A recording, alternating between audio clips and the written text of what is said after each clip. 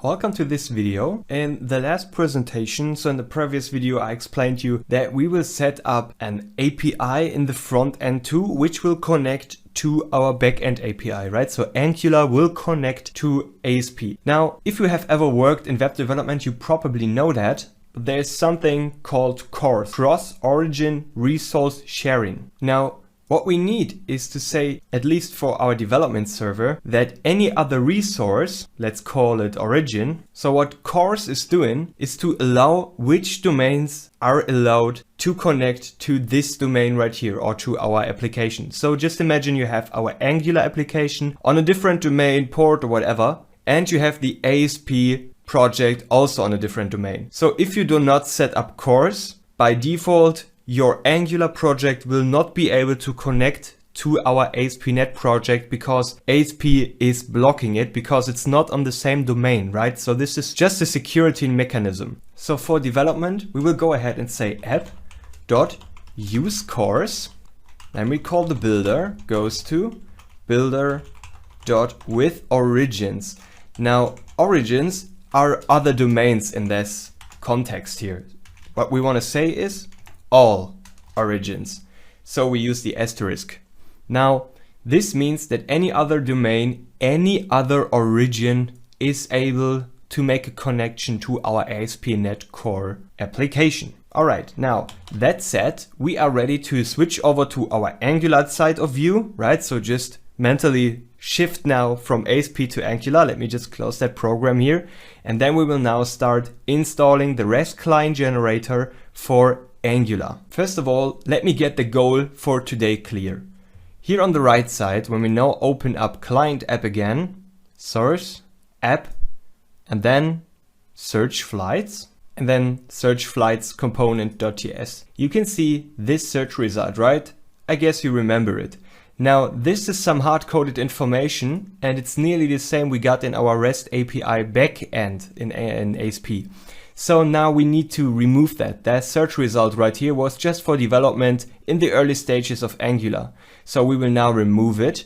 And instead of this information hard-coded in Angular, we will use our information that we have created in our RESTful API in ASP instead. All right, let's install the ngopenapigen gen package, which can automatically generate client-side code depending on our Swagger information or API documentation. Now let me close that folder here and right click on the client app folder and then open in terminal. Now let's install the package using npm install -d, right? You remember that for development, we only need that package for development. ng-openapi-gen. So npm install -d flag ng-openapi-gen. Now let's hit enter. After installation, we now create a file called ngopenapigen.json to configure everything or everything that has to do with that Open API generation. Now in the client folder, right click and add a new item. On the top right side, search for JSON and simply pick JSON file right here. Now let's call it ng-openapi-gen, so the name of the package, right? Let's click add. As you have learned, JSON files consist of key value pairs. So let's configure 4 in general. So let's add 4 key value pairs in total. The first one is input. So what information do we need, or on which information should we build the client API? And simply go ahead, write down http:// and simply write down your URL, http, localhost, then your port, we will add that just in a second, and then /swagger/v1/swagger.json. So this was the URL. Now we need to get that port number here, right? Now in order for the tool to make it easier to download the file, we don't use HTTPS right now, we use HTTP. So go into the properties folder in your main project and open up the launch settings. Now here you can see that we have 2 URLs defined, application URL HTTPS with the port 7280, and right behind there you can see HTTP running on 5280. So whatever you have there, copy it and simply paste it right here after the colon so that you have that URL complete, right? Now let's save it. Next key value pair is comma separated for sure. So go ahead and add a comma and then the output.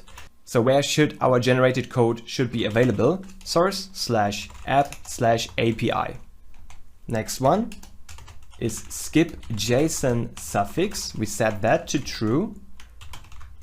And the final one is remove stale files. Also set it to true. Keep in mind that you assign values in JSON using a colon and not an equal sign. Alright, so what is skip JSON suffix doing? It avoids adding messy suffixes to the service methods, and remove stale files is for deleting and replacing the files each time we run, and remove stale files is for sure deleting or replacing files that are, well, from an older version, no longer used, etc. Okay, so now we have that configuration set up. Now let's run the project. Click on Run. Copy your path in the input key value pair here. Copy that one. Switch to our project view or our live project or application and simply paste the URL. Now hit enter. And you can see that we have our application here available. So now we know that our path here is working. So you should also see your Swagger JSON file. Great. Now in the next video, we will really use that new install package ngopenapigen to generate the client-side code. Now we have everything configured. Now we can really use it and generate some pretty cool code and take a look at it. So see you in the next video.